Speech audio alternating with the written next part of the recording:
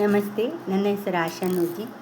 ರಾಮಸಾಂಗತ್ಯ ಎಂಬ ಕಾವ್ಯ ಸಂಕಲನದಿಂದ ಅರಣ್ಯಕಾಂಡವನ್ನು ನಾನು ಜಾನಪದ ಶೈಲಿಯಲ್ಲಿ ಪ್ರಸ್ತುತಪಡಿಸುವೆ. ರಚನೆ ಇಂದಿರಾ ಜಾನಕಿ ಎಸ್ ಶರ್ಮಾರವರು ಬರೆದಿರುವ ರಾಮಸಾಂಗತ್ಯ. ಮುಂದುವರಿದ ಭಾಗ. ಸೀತೆಯ ಸುಳುಹನ್ನು ತೋರದೆಯುಳಿದರೆ ಮೂಲೋಕವನ್ನೆಲ್ಲ ತರಿವೆ. ಶ್ರೀರಾಮ ಮುಳಿಯತ್ತ ದೇವತೆಗಳಿಗೆಂದ ಮಂತ್ರಾಸ್ತ್ರದಿಮ್ನಾಶಗೈವೆ. ಶಾಂತ ಸ್ವರೂಪನು ಪ್ರಳಯಾಗ್ನಿಯಂ ತೊಪ್ಪಿ ಧನುವನ್ನು ಎದೇರಿಸಿದನು. ದ್ರೋಹಿಯ ಶಿಕ್ಷಿಸು ಸಾಕೆಂದು ಲಕ್ಷ್ಮಣ ತಡೆದನು ಬಿರುಕೋಪವನ್ನು. ತುಸು ಜೀವ ಹಿಡಿದ ಜಟಾಯುವ ಕಂಡರು ಸೀತೆಯ ನರಸುತ್ತಲಿರಲು. ದಶರಥ ನಂದನ ಅನಿಸಿಕೊಂಡನು ಆಧಾರವಾಗಿಸಿ ಮಡಿಲು. ಔಷಧಿ ಮೂಲಿಕೆಗಳನ್ನು ಶೋಧಿಸುವಂತೆ ಸೀತೆಯ ಹುಡುಕುತ್ತಲಿರುವೆ. ಜಾನಕಿಯ ಪಹಾರ ತಡೆದೆನ್ನ ಹರಣವ ರಾವಣ ಸೆಳೆದನು ಪ್ರಭುವೇ. ಸೀತೆ ಹೇಳಿದ ಮಾತ ಪೂರೈಸಲು ಸೂಗ ಹಿಡಿದಿಟ್ಟುಕೊಂಡಿದ್ದ ಜೀವ. ಶ್ರೀರಾಮನೆದುರಲ್ಲಿ ಅರಿಕೆ ಮಾಡುತ್ತಲಿರೆ ಬರಮಾಡಿಕೊಂಡನು ಸಾವ. ದಶರಥನಾಪ್ತನ ಮರಣವು ಸಂದಿತು ದಾಶರಥಿಯ ಕಂಗಳೆದುರು. ಪೈತ್ರೆಯೇ ಗೌರವದಿಂ ಜಟಾಯುವಿಂಗಂತ್ಯ ಸಂಸ್ಕಾರ ಮಾಡಿದರವರು.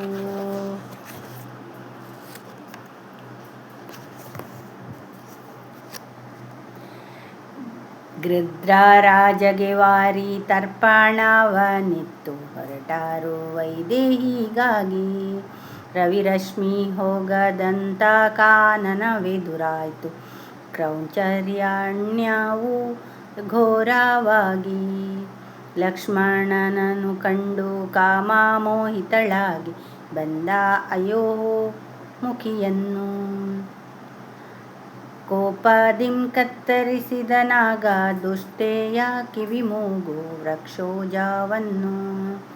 ಕ್ರೌಂಚಾರಣ್ಯವ ಹೊಕ್ಕು ಮುಂದೊತ್ತಿ ನಡೆಯಲು ಕಾಣಿಸಿಕೊಂಡ ಕಬಂದ. ಬೀಭತ್ಸ ರೂಪ ದೀಪದರೋಗಳೆಡೆಯಲ್ಲಿ ಗರ್ಜನೆ ಮಾಡುತ್ತಲಿದ್ದ. ಕೋರೆ ಹಲ್ಲಿನ ಬಾಯಿ ಕೆಂಬಣ್ಣದೊಕ್ಕಣ್ಣು ಹೊಟ್ಟೆಯ ಸೇರಿಕೊಂಡಿತ್ತು. ಅತಿ ದೀರ್ಘವಾದಂಥ ಕೈಗಳ ಹೊಂದಿದ್ದು ಘೋರವಾಗಿ ರೂಪವಿತ್ತು. ಎರಡು ಕೈಯನ್ನು ಚಾಚಿ ಹಿಡಿದ ಕಬಂದನು ಶ್ರೀರಾಮ ಲಕ್ಷ್ಮಣರನ್ನು. ಮುಷ್ಟಿಯ ಬಿಗಿಯಲ್ಲಿ ಖಡ್ಗದಿಂ ತರಿದರು ಅಸುರನ ತೋಳುಗಳನ್ನು. ದೈತ್ಯ ಕಬಂದನ ಮಾತಿನ ಮೇರೆಗೆ ಅಗ್ನಿ ಸಂಸ್ಕಾರವ ಕೊಡಲು ಬೆಂಕಿಯಿಂದೆದ್ದನು ಸುಂದರ ಪುರುಷನು ಮೊದಲಿದ್ದ ರೂಪದ ಬದಲು. ಅಷ್ಟಸಿದ್ಧಿಯ ಹೊಂದಿ ಮೆರೆಯುತ್ತಿದ್ದ ನಾನು ಧನುವೆಂಬ ನಿರ್ಜರ ಸುತನು. ಯೋಜನುದ್ದದ ತೋಳ್ಗಳ ಬಲದಿಂದ ಆಹಾರ ಭಕ್ಷಿಸುತ್ತಿಹೆನು. ವರದಿಂದ ಮತಿಗೆಟ್ಟು ಮುನಿಗಳ ಹಿಂಸಿಸೆ ಶಾಪದಿಂ ರಾಕ್ಷಸನಾದೆ. ಇಂದ್ರನ ವಜ್ರಾಯುಧದಿ ಪೆಟ್ಟು ತಿನ್ನುತ್ತ ವಿಕೃತದ ರೂಪವ ಪಡೆದೆ. ಶಾಪ ವಿಮೋಚನೆ ಪಡೆದ ಕಬಂದನು ಮುಂದಿನ ದಾರಿ ತೋರಿದನು. ಋಷ್ಯಮುಖದೊಳಲ್ಲಿ ಸುಗ್ರೀವನೆನ್ನುವ ಕಪಿವಾರ ವಾಸಿಸಿತಿಹನು. ಅಣ್ಣನಿಂದಲೇ ತನ್ನ ಭಾರ್ಯೆಯ ಕಳಕೊಂಡು ನತದೃಷ್ಟನಾಗಿಹನೆಂದ. ಸೀತಾನ್ವೇಷಣೆಗಾಗಿ ಸುಗ್ರೀವ ಸಖ್ಯವು ಶುಭಕರವಾಗುವುದೆಂದ. ಪಂಪೆಯ ದಾರಿಯೊಳ್ ಚಂಚಿತಿಯೊಬ್ಬಳು ನಿನ್ನ ನಿರೀಕ್ಷೆಯಲಿಹಳು. ಬಹುಕಾಲದಿಂದಲೇ ಕಾಯುತ್ತ ಕುಳಿತಿಹ ಶಬರಿಯ ಮೊರೆಯನ್ನು ಕೇಳು. ಕಾರ್ಯಸಿದ್ಧಿಯ ಹೊಂದೆ ತೆರಳಿರಿ ಎನ್ನುತ್ತ ಧನುಪುತ್ರ ಮರಳಿದ ನಂದು. ಸೋದರಿರುವರು ಮುಂದಡಿ ಇಟ್ಟರು ಋಷ್ಯ ಮೂಕದ ಕಡೆಗಿಂದ. ಧನ್ಯವಾದಗಳು. ಪಂಪೆಯ ಪಶ್ಚಿಮ ದಂಡೆಯೊಳಿದ್ದಿದ್ದ ತೊಂದಾಶ್ರಮ ಕಮನೀಯವಾಗಿ, ಮುನಿಮತಂಗರ ಬಳಿಯಿದ್ದಳು ಶಬರಿಯು ಕರಪದ್ಮ ಸಂಜಾತೆಯಾಗಿ. ದಶರಥ ಪುತ್ರರು ಬಂದು ಸೇರಿದರಾಗ ಆಶ್ರಮದೊಳಭಾಗವನ್ನು, ಜೀರ್ಣ ಕಾರ್ಯದ ತೇಜಸ್ವಿನಿಯಾದ ವೃದ್ಧೆಯ ಕಂಡರು ಕುಳಿತಿಹುದನ್ನು.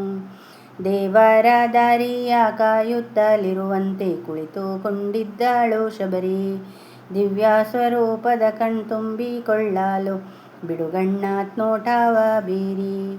ಸೋದರರಿಬ್ಬರು ಬಳಿ ಬಂದು ವಂದಿಸೆ ಯಾರೆಂದು ಅಚ್ಚರಿಗೊಂಡು, ಊರು ಕೋಲನ್ನೂರಿ ಎದ್ದು ಹಿಗ್ಗಿದಳಾಕೆ ಆರಾಧ್ಯ ಮೂರ್ತಿಯ ಕಂಡು. ಬಂದೆಯ ನನ್ನಯ್ಯ ಬೇಡಿತು ಎದುರಿಂಗೆ ಗೋಕಾಲದಿಂಬೇಡುತ್ತಿರಲು, ಕೃತಕೃತ್ಯಳಾದೇನು ಬೇರೇನೂ ಉಳಿದಿಲ್ಲ ಎನಗಿಲ್ಲಿ ಬದುಕಿಕೊಂಡಿರಲು. ಬಾರಾಮ ರಾಮ ಬಾರಾಮ ಬಾರೆಂದು ಜಪಿಸುತ್ತ ಜೀವನವನ್ನು ಸವಿಸಿದಳು. ಮಾಡಿದ್ದ ತಪವಿಂದು ಫಲವನ್ನು ನೀಡಲು ದ್ರವಿಸಿತ್ತು ತಾಯಿಯ ಕರುಳು. ಒಳಗಣ್ಣಿನಲ್ಲಿ ಕಂಡ ಗಾಢ ವರ್ಣದ ರಾಮ ಎದುರಿಗೆ ಬರಲು ಮೈದೋರಿ, ಮಾಗಿದ ಫಲಗಳ ಆತಿಥ್ಯವಿತ್ತಾಳು ಬಾಳಲ್ಲಿ ಮಾಗಿದ್ದ ಶಬರಿ.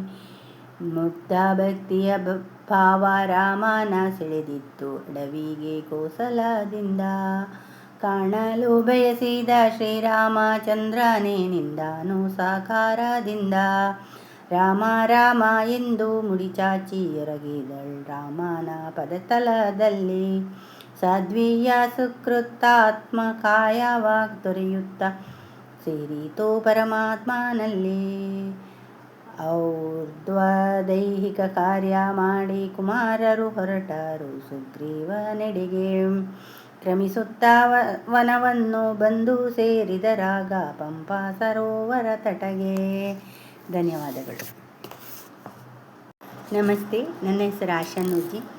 ರಾಮಸಾಂಗತ್ಯ ಎಂಬ ಕಾವ್ಯ ಸಂಕಲನದಿಂದ ಅರಣ್ಯಕಾಂಡವನ್ನು ನಾನು ಜಾನಪದ ಶೈಲಿಯಲ್ಲಿ ಪ್ರಸ್ತುತಪಡಿಸುವೆ. ರಚನೆ ಇಂದಿರಾ ಜಾನಕಿ ಎಸ್ ಶರ್ಮಾರವರು ಬರೆದಿರುವ ರಾಮಸಾಂಗತ್ಯ. ಮುಂದುವರಿದ ಭಾಗ. ಸೀತೆಯ ಸುಳುಹನ್ನು ತೋರದೆಯುಳಿದರೆ ಮೂಲೋಕವನ್ನೆಲ್ಲ ತರಿವೆ, ಶ್ರೀರಾಮ ಮುಳಿಯತ್ತ ದೇವತೆಗಳಿಗೆಂದ ಮಂತ್ರಾಸ್ತ್ರದಿಂ ನಾಶಗೈವೆ. ಶಾಂತ ಸ್ವರೂಪನು ಪ್ರಳಯಾಗ್ನಿಯಂ ತೊಪ್ಪಿ ಧನುವನ್ನು ಎದೇರಿಸಿದನು, ದ್ರೋಹಿಯ ಶಿಕ್ಷಿಸು ಸಾಕೆಂದು ಲಕ್ಷ್ಮಣ ತಡೆದನು ಬಿರುಕೋಪವನ್ನು. ತುಸು ಜೀವ ಹಿಡಿದ ಜಟಾಯುವ ಕಂಡರು ಸೀತೆಯ ನರಸುತ್ತಲಿರಲು, ದಶರಥ ನಂದನ ಅನಿಸಿಕೊಂಡನು ಆಧಾರವಾಗಿಸಿ ಮಡಿಲು. ಔಷಧಿ ಮೂಲಿಕೆಗಳನ್ನು ಶೋಧಿಸುವಂತೆ ಸೀತೆಯ ಹುಡುಕುತ್ತಲಿರುವೆ, ಜಾನಕಿಯ ಪಹಾರ ತಡೆದೆನ್ನ ಹರಣವ ರಾವಣ ಸೆಳೆದನು ಪ್ರಭುವೇ. ಸೀತೆ ಹೇಳಿದ ಮಾತ ಪೂರೈಸಲು ಸೂಗ ಹಿಡಿದಿಟ್ಟುಕೊಂಡಿದ್ದ ಜೀವ, ಶ್ರೀರಾಮನಿದುರಲ್ಲಿ ಅರಿಕೆ ಮಾಡುತ್ತಲಿರೆ ಬರಮಾಡಿಕೊಂಡನು ಸಾವ. ದಶರಥನಾಪ್ತನ ಮರಣವು ಸಂದಿತು ದಾಶರಥಿಯ ಕಂಗಳೆದುರು, ಪೈತ್ರೆಯೇ ಗೌರವದಿಂ ಜಟಾಯುವಿಂಗಂತ್ಯ ಸಂಸ್ಕಾರ ಮಾಡಿದರವರು.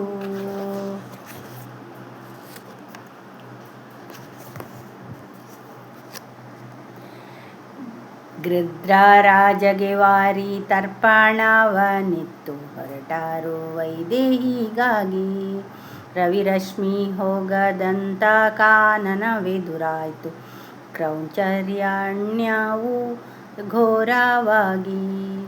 ಲಕ್ಷ್ಮಣನನ್ನು ಕಂಡು ಕಾಮಮೋಹಿತಳಾಗಿ ಬಂದ ಅಯೋ ಮುಖಿಯನ್ನು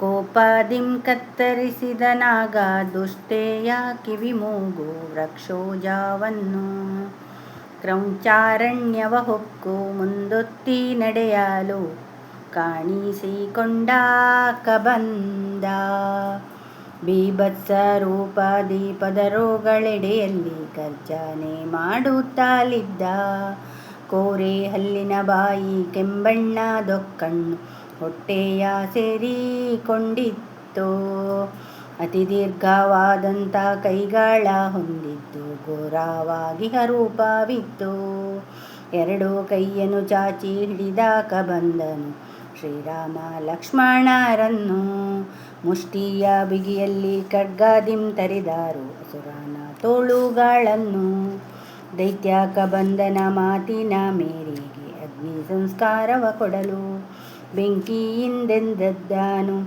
ಸುಂದರ ಪುರುಷನು ಮೊದಲಿದ್ದ ರೂಪದ ಬದಲು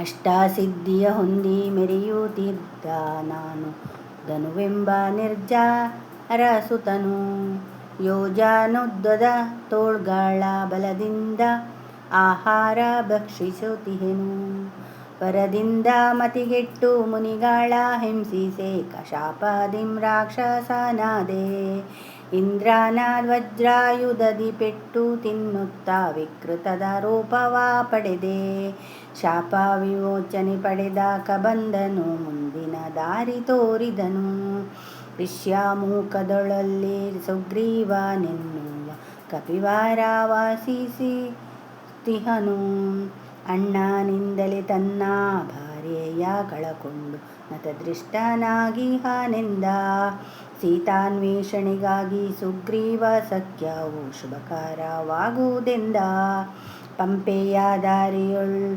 ಚಂಚಿತಿಯೊಬ್ಬಳು ನಿನ್ನ ನಿರೀಕ್ಷೆಯಲಿಹಳು ಬಹುಕಾಲದಿಂದಲೇ ಕಾಯುತ್ತಾ ಕುಳಿತಿಹ ಶಬರಿಯ ಮೊರೆಯನ್ನು ಕೇಳು ಕಾರ್ಯಸಿದ್ಧಿಯ ಹೊಂದೆ ತೆರಳಿರಿ ಎನ್ನುತ್ತ ಧನುಪುತ್ರ ಮರಳಿದ ನಂದು ಸೋದರಿರುವರು ಮುಂದಡಿ ಇಟ್ಟರು ಋಷ್ಯಮುಖದ ಕಡೆಗಿಂದ.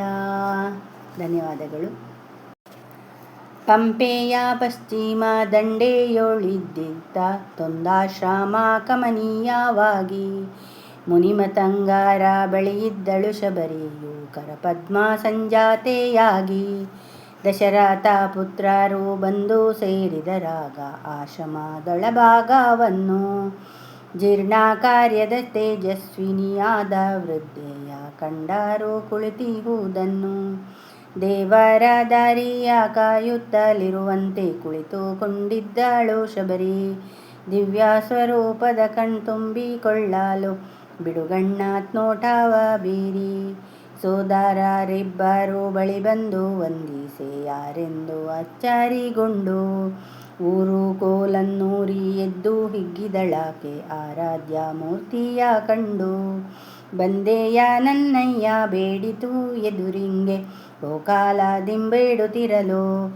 ಕೃತಕೃತ್ಯಳಾದೇನೋ ಬೇರೇನೂ ಉಳಿದಿಲ್ಲ ಎನಗಿಲ್ಲಿ ಬದುಕಿಕೊಂಡಿರಲು ಬಾರಾಮ ರಾಮ ಬಾರಾಮ ಬಾರೆಂದು ಜಪಿಸುತ್ತಾ ಜೀವನವನ್ನು ಸವಿಸಿದಳು ಮಾಡಿದ್ದ ಜತ್ತಪವಿಂದು ಫಲವನ್ನು ನೀಡಲು ದ್ರವಿಸಿತ್ತು ತಾಯಿಯ ಕರುಳು ಒಳಗಣ್ಣಿನಲ್ಲಿ ಕಂಡ ಗಾಢ ವರ್ಣದ ರಾಮ ಎದುರಿಗೆ ಬರಲು ಮೈದೋರಿ ಮಾಗಿದ ಫಲಗಳ ಆದಿತ್ಯವಿತ್ತಾಳು ಬಾಳಲ್ಲಿ ಮಾಗಿದ್ದ ಶಬರಿ ಮುಕ್ತ ಭಕ್ತಿಯ ಭಾವ ರಾಮನ ಸೆಳೆದಿತ್ತು ಅಡವಿಗೆ ಕೋಸಲದಿಂದ ಕಾಣಲು ಬಯಸಿದ ಶ್ರೀರಾಮಚಂದ್ರನೇ ನಿಂದಾನು ಸಾಕಾರದಿಂದ ರಾಮ ರಾಮ ಎಂದು ಮುಡಿಚಾಚಿ ಎರಗಿದಳು ರಾಮನ ಪದತಲದಲ್ಲಿ ಸಾಧ್ವೀಯ